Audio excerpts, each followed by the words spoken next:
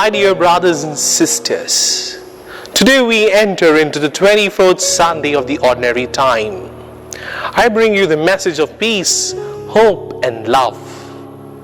Today the readings invite us to reflect on the theme, a way in, a way out.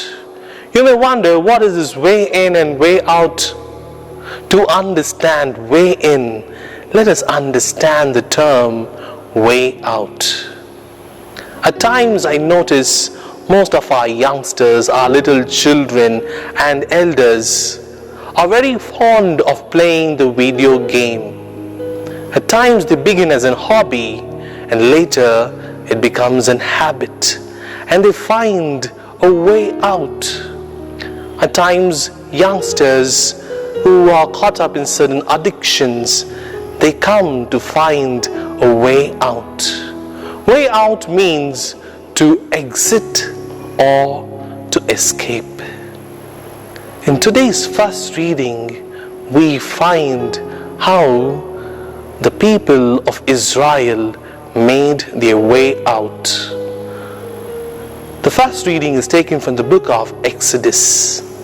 Exodus means way out in Greek. God made a way out for the people of Israel from the land of Egypt and slavery. Later, the people of Israel made their way out from the presence of God by making a molten calf and worshipping it. I want to ask you a question.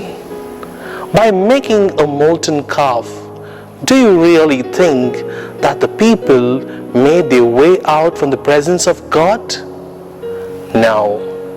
Pope Benedict XVI says that the people of Israel couldn't cope up with the unseen, invisible and mysterious God.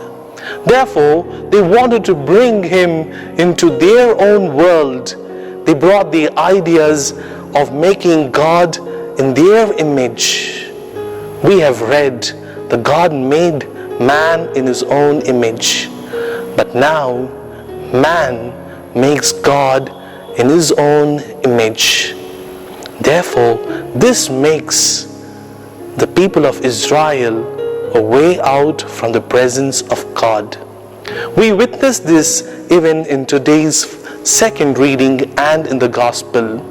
St. Paul expresses in the letter of Timothy that he went way out from the grace and mercy of God. And in the Gospel of Luke chapter 15, in the parable of the lost sheep, the sheep makes its way out from the good shepherd, finding another pasture and another shepherd. And in the parable of the prodigal son, we find two lost sons, the elder and the younger, making their way out from the providence and love of God. Therefore, as we are way out from the love, mercy and grace of God, who makes a way in? God makes a way in. We witness it in today's first reading. When Moses pacifies God, God makes his way into the life of Israelites again. In the second reading, God makes his way into the life of St. Paul and makes him an apostle. God makes his way in as a good shepherd and brings back the lost sheep to the fold. God makes his way in bringing back the lost coin.